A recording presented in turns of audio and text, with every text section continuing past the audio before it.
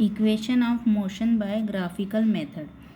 अब जो मोशन की इक्वेशंस होती है उन्हें हम ग्राफिकल मेथड के द्वारा दर्शाएंगे कि वो कैसे होती है। When an object moves along a straight line with uniform acceleration, it is possible to relate its velocity, acceleration during motion, and the distance covered by it in a certain time interval by a set of equation known as the equation of motion.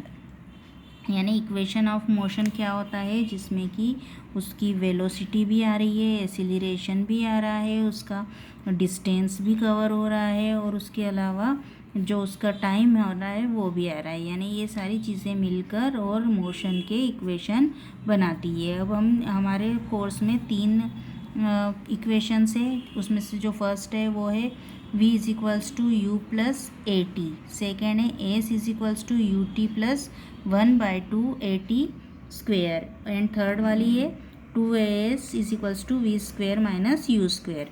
यहाँ पर जो u है वो हमारी initial velocity को denote करता है, उसके बाद जो a है वो एसिलरेशन को दिखा रहा है, t टाइम है, और v जो है वो है फाइनल वेलोसिटी, और s जो है हमारा वो distance travelled by any object. यानी ये सारी चीज़ें समझ में आ गई। हम क्या क्या है, t हमारा टाइम होता है, a एसिलरेशन होता है, जो हमारा v होता है वो फाइनल वेलोसिटी होता है, और u जो होता है वो हमारा इनिशियल वेलोसिटी होता है। अब हम इस इक्वेशन के बेस पर एक एग्जांपल देखते हैं।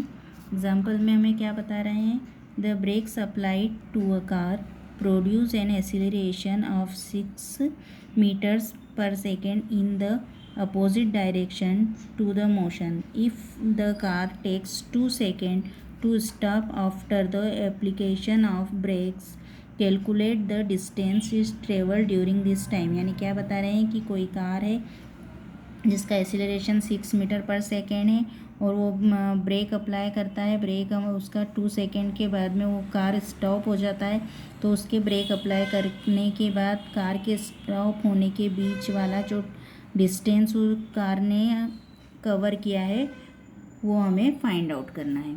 तो हमें उन्होंने क्या क्या दे के रखा है, ए दे के रखा है यानी एसिलरेशन दे के रखा है, टाइम दे के रखा है, और उसका ये हमेशा इनिशियल वेलोसिटी 0 रहेगी, क्योंकि जब भी कोई चीज़ स्टार्ट होती है तो वो वहाँ पर उसका वैल्यू 0 ही होता है।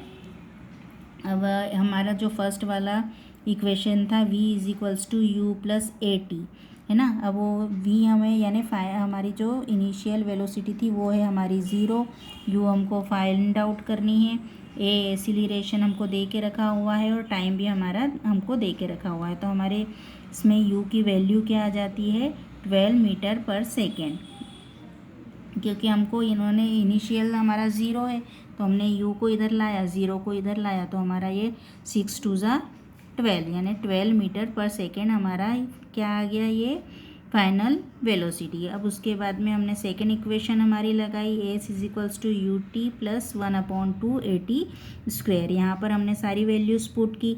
यहाँ से हमको फर्स्ट वाली हमने जब इक्वेशन लगाई थी तब वहाँ से हमें यू की वैल्यू फाइंड आउट हुई थी, तो ये हमारी यू की वैल्यू थी।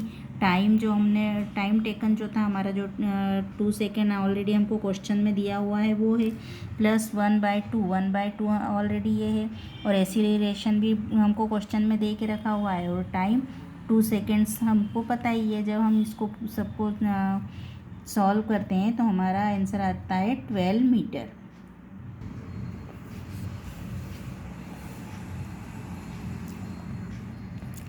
अब हमारा लास्ट टॉपिक हम देखेंगे यूनिफॉर्म सर्कुलर मोशन। अब यूनिफॉर्म सर्कुलर मोशन यानी जो हमारा वे है वो हमारा सर्कुलर मोशन में है, और हमारा जो स्पीड है वो यूनिफॉर्म है यानी सिमिलर है।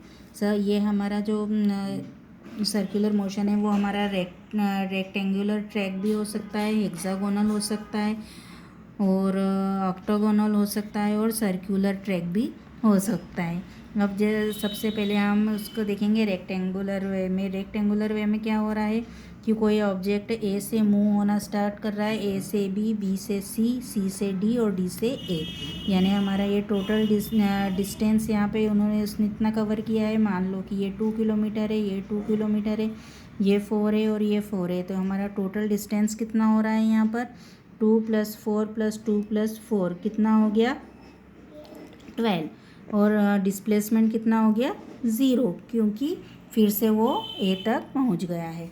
अब ये हमारा सेकंड वाला देखिए, सेकंड वाले में बहुत सारे स्टॉप्स आ रहे हैं, A to B, C, D, E, F. और ये इसी टाइप से हमारा जो एक है सर्कुलर मोशन है, यानी ये सब हमारे अलग अलग होते हैं। अब ये सर्कुलर मोशन में हमको ये देखना पड़ता है कि अब इसमें हमको जब भी हम इसके कोई भी इक्वेशन सॉल्व करते हैं तो इसमें हमें कोई भी सर्कुलर पाथवे दिया हुआ है तो उसके लिए हमको उसका रेडियस निकालना होगा। अब रेडियस निकालना है यानी हमको उसका फॉर्मूला क्या हो जाएगा, v = 2πr/t। v यहाँ पर हमारा वेलोसिटी है, 2πr, r है हमारा रेडियस है। कोई भी सर्कुलर मोशन होता है तो उसका हमको रेडियस निकालना कंपलसरी होता है। और टाइम उस ऑब्जेक्ट ने पूरा मूव होने में लिया है वो टाइम, यानी हमारा पूरा इक्वेशन क्या बन गया, v = 2πr/t।